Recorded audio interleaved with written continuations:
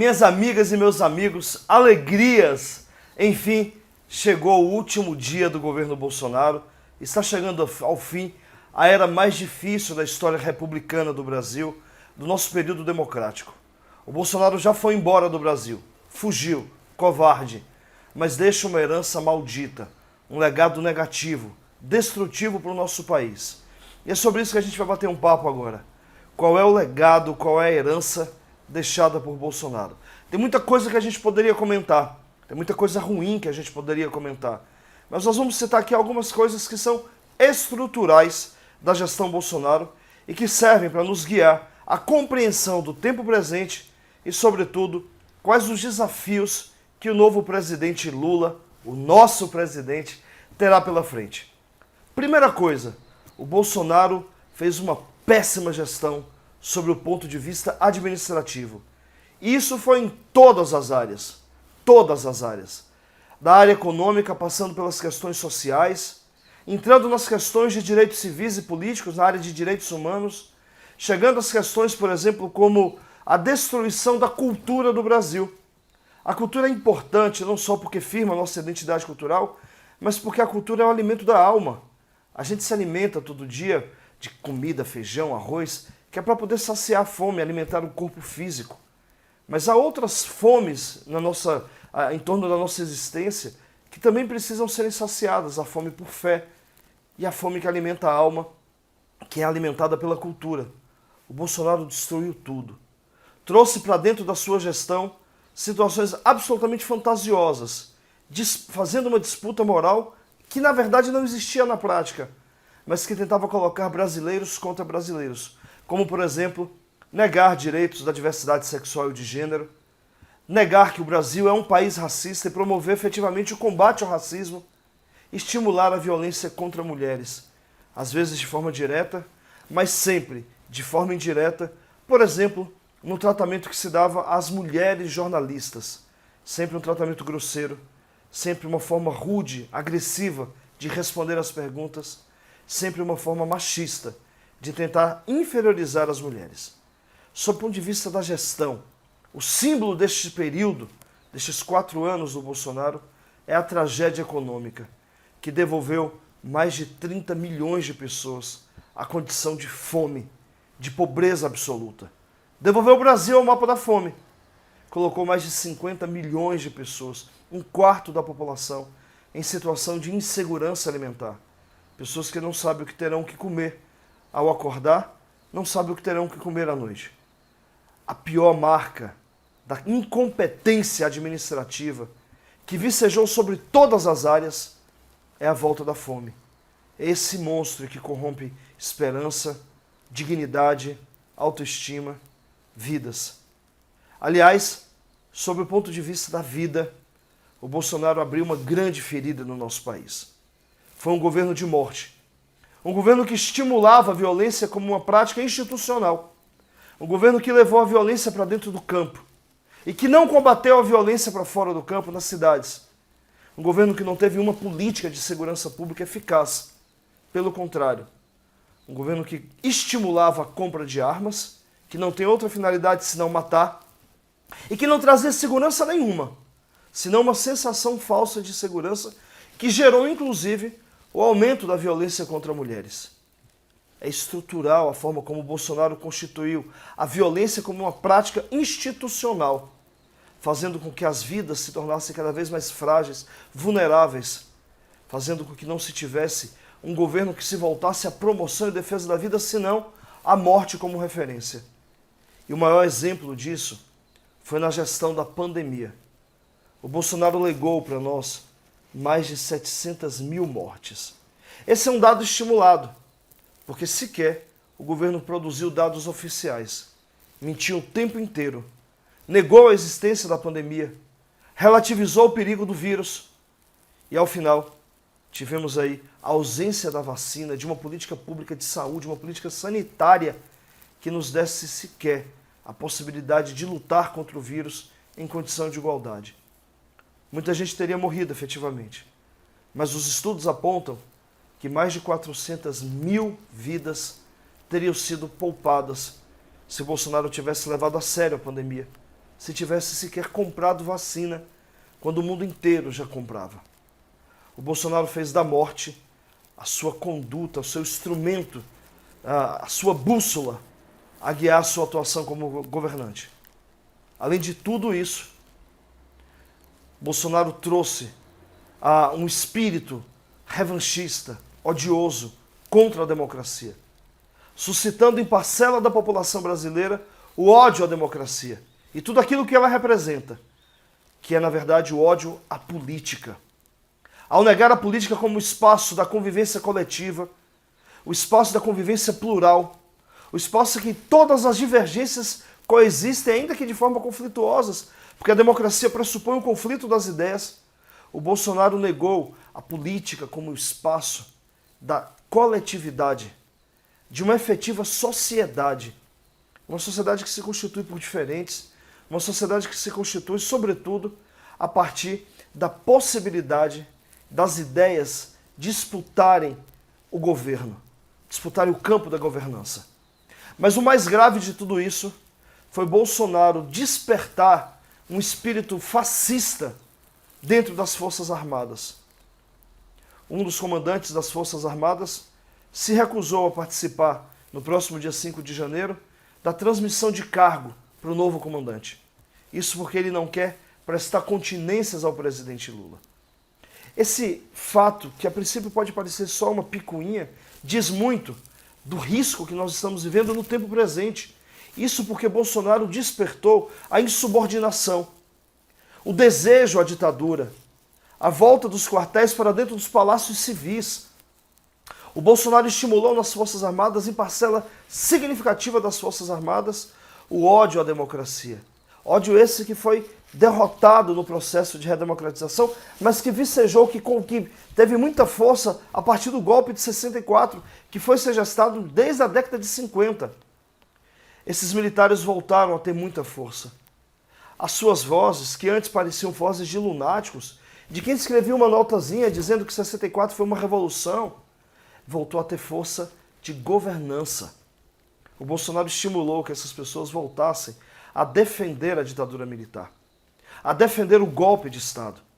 Ele voltou mais uma vez a despertar o ódio à democracia, como o único instrumento possível da convivência na política. Ao negar a política, Bolsonaro negou a democracia e, como consequência maior, estimulou que as Forças Armadas brasileiras, as Forças Armadas, que são forças do povo brasileiro, voltasse a ter o desejo de golpear o Estado democrático de direito e governar de novo o Brasil, mais uma vez sob o manto do autoritarismo, mais uma vez sob o manto da violência política, mais uma vez sob o manto da tortura, do desaparecimento forçado de pessoas, da tristeza e do medo. Se por um lado a morte foi instrumentalizada por Bolsonaro, por outro lado o medo voltou a ser a palavra na convivência, a palavra que guia a convivência política. O Bolsonaro devolveu o medo ao terror, porque passou a ser algo que nos perseguia. E só não foi para frente porque a pandemia impôs limitações a todos os governos do mundo, fazendo com que governantes tivessem que se voltar ao seu combate, ao combate da Covid. Do contrário, ainda que Bolsonaro tenha negado a pandemia, mas se viu refém, principalmente sob o ponto de vista da pressão que se fez contra ele. Não fosse isso, eu não sei se nós teríamos conseguido ter uma eleição democrática no último mês de outubro. Talvez nós não tivéssemos chegado à possibilidade de eleger presidente. E vale lembrar, foi no ano de 2020, já no seu segundo ano de governo, no mês de março, que Bolsonaro convocou a primeira manifestação de caráter antidemocrático, que se misturou ali no começo da pandemia. Mas foi lá, em 2020, que já se desenhava toda a arquitetura golpista e que teve o seu ápice maior em setembro de 2021, setembro do ano passado, quando, de fato, Bolsonaro tentaria um golpe, mas foi derrotado. Não teve força suficiente, apoio suficiente, sobretudo dentro do Poder Judiciário, que passou a ser o grande bastião da defesa democrática. Bolsonaro tentaria um golpe e foi derrotado. Mas isso não quer dizer que o espírito fascista foi derrotado com ele. Nem nas eleições, nem nas investidas que o Poder Judiciário, amparado pela Constituição, teve para conter a sua sanha autoritária. O Bolsonaro deixa como herança uma insubordinação nos quartéis e a volta do espírito totalitário, do desejo totalitário das Forças Armadas, que sempre esteve presente na história da República do Brasil, mas que havia sido aplacado, contido no processo de redemocratização. Esse espírito voltou com força e ainda permanece nas Forças Armadas. Esse será um grande desafio ao próximo governo que se inicia amanhã, ao governo do presidente Lula. O desafio de conter o espírito fascista, autoritário, antidemocrático e antipolítico que hoje goza de grande força dentro do Exército, da Marinha e da Aeronáutica. Ainda que se possa ter um ou outro general que seja mais democrático, legalista, no geral, as Forças Armadas passaram a se comprometer com o antidemocratismo. E a evidência de tudo isso é a leniência, ou mais o estímulo com todas as manifestações antidemocráticas nas portas dos quartéis. Os quartéis viraram espaço, viraram casa, guarida, para aqueles que atentam ou desejavam atentar contra a democracia. Eles acobertaram, e mais do que acobertaram, acolheram esses movimentos, porque eles são agora a expressão maior desse espírito fascista, totalitário e antidemocrático, que é o espírito próprio da antipolítica. Tudo isso, eu poderia citar outras tantas coisas, tem a ver com um processo real, concreto, nítido, de enfrentamento do espírito da Constituição de 88. Quando nós fizemos a redemocratização, nós aprovamos um texto constitucional da maior relevância. A Constituição de 88 é, sem sombra de dúvida, o mais importante documento político da história do Brasil. Isso porque a Constituição de 88 é a primeira a coadunar, a coexistir com aquilo que chamamos de Estado Democrático de Direito, com todos os valores que surgem depois da Segunda Guerra Mundial, de uma democracia plena, democracia essa que existe a partir da convivência da pluralidade, de um Estado que se volta à promoção da igualdade de todos e do combate às desigualdades e às diferenças, desde as desigualdades econômicas, mas também as diferenças de todas elas, de raça, de gênero, de cor, de etnia, de diferenças sexuais e de gênero, de diferenças regionais, de diferenças de idade. O Estado Democrático de Direito é o Estado que se volta à promoção do direito de ser diferente, fazendo com que o Estado brasileiro possa ser de todas e de todos. A Constituição de 88 nos coloca em condição de igualdade na defesa internacional dos direitos humanos e dá autonomia plena ao Estado brasileiro para que possa, tanto no campo interno, no conjunto das relações políticas internas, mas também no campo externo, defender radicalmente os direitos humanos e combater a guerra. A Constituição de 88 é o espírito democrático vivo, que nos dá condição de aprimorar cada vez mais a sociedade brasileira.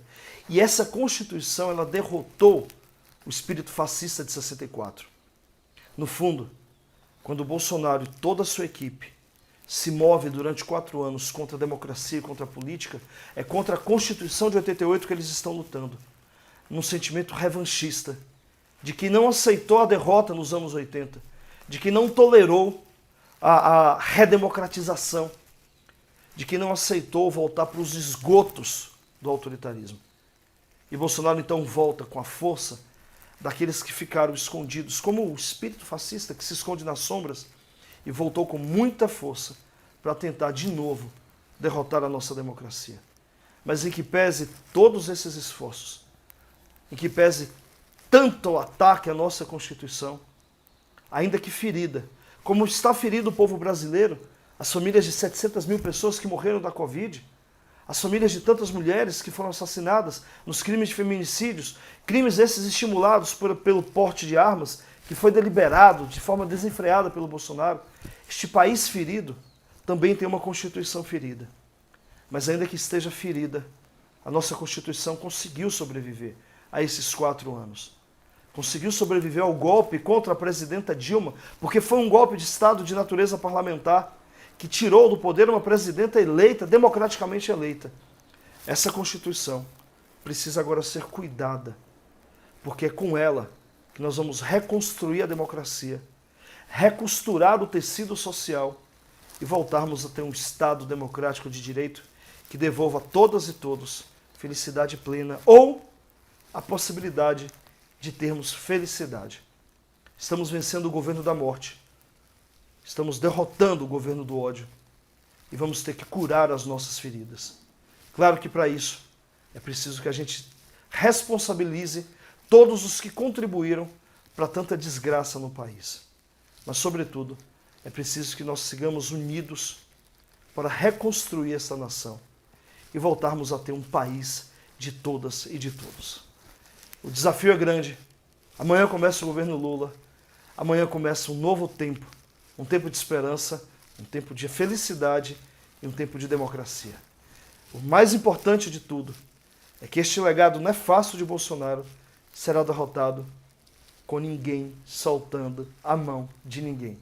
Vamos juntos, vamos juntas, construir um novo país. É chegada a hora da esperança e da felicidade. Enfim, Lula subirá a rampa, tomará posse e fará deste um novo país, que será o país de sempre, da democracia e da felicidade. Um grande abraço. Olá, você gostou deste vídeo? Então inscreva-se no nosso canal. E sempre que acabar de assistir um vídeo nosso, toque no sininho. Assim você será notificado sempre que houver um novo vídeo postado.